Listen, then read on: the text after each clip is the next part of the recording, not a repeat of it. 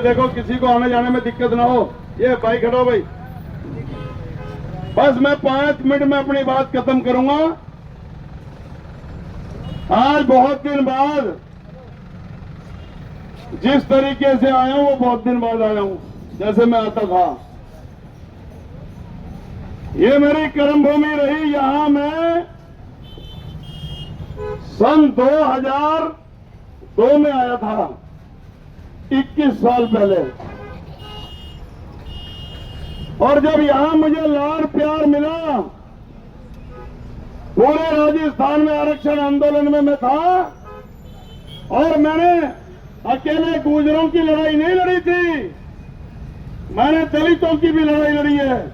मैंने जो अगड़े समाज में ब्राह्मण, बनिया, कायस्थ, राजपूत, या और जो दूसरी भी अगड़े समाज की बिरादरियां हैं, उनको सन 2000 में राजस्थान के पाली से एक आवाज दी थी कि आरक्षण, आरक्षित को संरक्षण, उपेक्षित को आरक्षण। देवी सिंह भाटी, लोकेंद्र सिंह कालवी के साथ जब मैंने ये कहा था कि आज इस देश की लोकसभा की कैंटीन में चले जाओ, वहां छोटे कट प्लेट ढोते हुए हमारे ब्राह्मणों के, राजपूतों के बच्चे मिल जाएंगे। इसलिए गरीब सवर्णों को भी 10% आरक्षण, उस पर आर्थिक आधार पर आरक्षण मिलना चाहिए।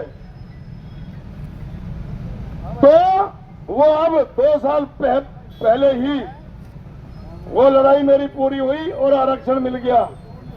फिर मैंने लड़ाई लड़ी सभी उपेक्षित लोगों की, कई राज्यों में, उत्तर प्रदेश, उत्तराखंड, हरियाणा, हिमाचल और फिर कश्मीर और राजस्थान, मध्य प्रदेश, दिल्ली, मेरा एक ठिकाना नहीं है।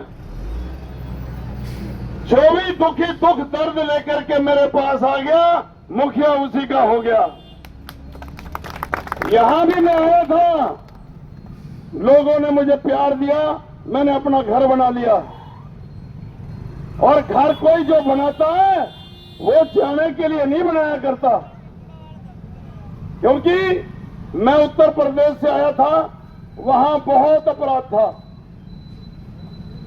अपराध बहुत ज्यादा, बेरोजगारी बहुत ज्यादा थी। इसलिए मैंने सोचा कि मैं शांति की चाह में था। मैंने अपने बच्चों को भी यहीं पढ़ाया, पिलानी में। उसके बाद मैं यहीं घर बना के रहा। सबने चुनाव से पहले खूब स्वागत, प्यार, सम्मान दिया, लेकिन जब चुनाव आया सब छोड़ छोड़ के भाग गए और मैं अकेला रह गया। फिर भी मुझे हर बिरादरी में से दलित भाइयों ने मुझे बहुत प्यार दिया। गुर्जरों में भी मेरे खूब जो समर्थक थे, आज 16 साल बाद भी आज भी हैं। ब्राह्मणों में भी हैं, बनियों में भी हैं, सैन समाज में भी हैं। मेरा जो परिवार था, सैनिक बिरादरी मेरे बहुत है, राजपूत भाई बहुत, जो बिरादरी मेरी थी मेरे साथ, वो आज भी 16 साल तक मैंने अपने साथियों को छोड़ा नहीं। बीच बीच में सबके सुख दुख में आता रहा, लेकिन आज मुझे आवाज मारी गई है आप लोगों के द्वारा, सर्व समाज के लोगों के द्वारा। और जिस नारायणपुर ने मुझे एक वोट नहीं दी थी, वो नारायणपुर के लोग मुझे बड़ी संख्या में बुला रहे हैं। उन्होंने सभा रखी है, वहीं सब समापन होगा। ये तो मैं आ रहा था तो मैंने सोचा कि आज मैं अपने बानसूर का हालचाल पूछता चलूं कि तेरा हाल क्या है मेरे बानसूर, जिसने मुझे कभी गले से लगाया था, जिसने मुझे कभी दिल से लगाया था। आज भाजपा में चला गया मेरा बड़ा भाई, वो कोई जब साथ नहीं दे रहा था तो जगदीश सूद, उसका परिवार, ऐसे ही बहुत नाम है मेरे, लूंगा तो दिक्कत होगी, जिन्होंने मेरा साथ दिया, लेकिन आज वो भाजपा में चले गए। उन्हें लिगाड़ के लाऊंगा, छोड़ूंगा तो नहीं दूसरी जगह। लेकिन आज मेरा बानसूर में आने के पीछे ये कारण है, यहां का नौजवान एक तरफ तो शिक्षा का हब बन रहा है हमारे बानसूर में, लेकिन यहाँ का नौजवान पढ़ लिख करके बेरोजगारी के आलम में अपराध की ओर कूच कर रहा है। यह दुख का कारण है। तो यहाँ की विधायक मंत्री, जिस विभाग की मंत्री, उसमें एक मुझे बताए, मैं सवाल करता हूं कि मेरे बानसूर से कोई एक लड़के को भी उसने रोजगार दिलवाया हो। इतना तो कर दिया कि उसने मुकदमे तो खूब लगाए, जेल मेरे नौजवान खूब भेज दिए, रोजगार पे डाका लगाया, लेकिन किसी को रोजगार दिलवाने का काम नहीं हुआ। आज यहां बहन बेटियों का निकलना दुश्वार है, अपराध चरम सीमा पर है। इसलिए मुखिया गुजर आया इधर देखने के लिए। कहीं व्यापारी इतना भयभीत है कि व्यापारी अपने घर जाता है तो उससे लूटपाट हो जाती है, उसके आंख फोड़ दी जाती है नारायणपुर में। कहीं गोलियां चल रही हैं। ये मेरे ही परिवार के लोग हैं जो खाकी वर्दी पहन करके यहाँ जो कार्यपालिका को देख रहे हैं, लेकिन ये भी अपराध को कंट्रोल नहीं कर पा रहे। ये अपराध कंट्रोल जब तक नहीं होगा, जब तक तुम्हारे बीच में चुनकर जाने वाला प्रतिनिधि खुद लाठी लेकर सड़कों पर अपराधियों के पीछे नहीं भागेगा।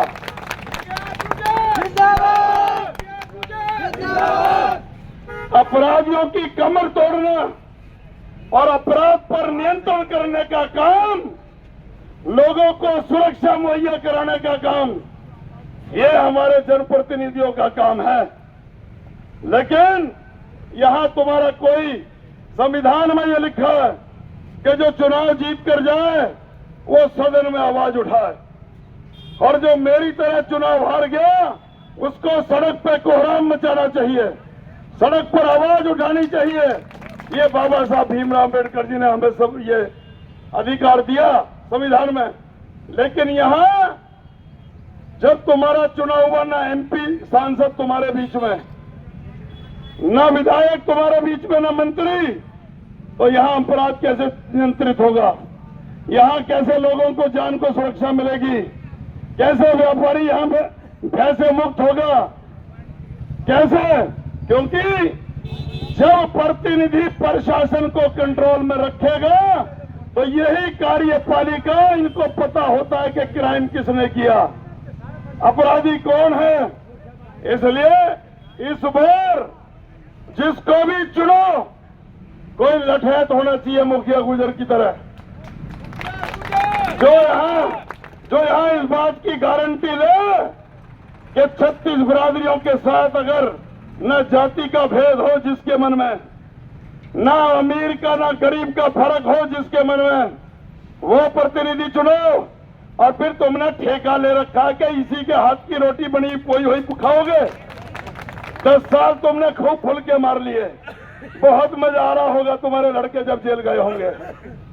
लेकिन अब मैं ज्यादा यहीं बोल दूंगा तो फिर नारायणपुर में क्या कहूंगा। ये तो मैंने बाबा साहब को श्रद्धांजलि देनी थी। रतिराम सरपंच जी पीछे खड़े, आप आगे आ जाओ सारे भाई।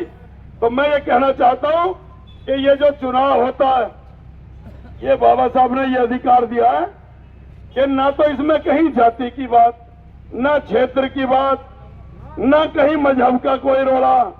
ये तो अपने विकास कार्य कराने के लिए प्रशासन से, शासन से कोऑर्डिनेट करने के लिए अपना प्रतिनिधि चुना जाता है। लेकिन जब जहां जाति और क्षेत्र और मजहब और ऊंच नीच देख करके तुम वोट डालोगे तो फिर उसे कहते हैं वो लोकतंत्र नहीं, वो मूर्खों का तंत्र बोला जाता है। मैंने बीए में पढ़ा है कि मूर्खों का भी तंत्र होता। तो इसलिए मेरा बानसूर मूर्ख तो नहीं है, ये मैं जानता हूं। जो तुम्हारे काम नहीं आ सकता उस जनप्रतिनिधि का अचार डालोगे क्या? इसलिए यहां परिवर्तन करो, फिर ऊपर परिवर्तन होगा। हमारा कांग्रेस के साथ टाई अप है। सरपंच साहब आओ, रतिराम सरपंच जी आइए। यार इनके मैं डालूंगा, बड़ा भाई है। मुझे भगाने वाले में ये भी थे, अब तो नहीं हो।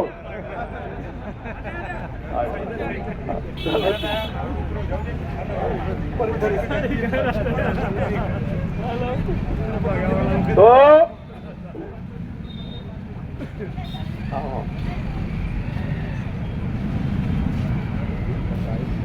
अरे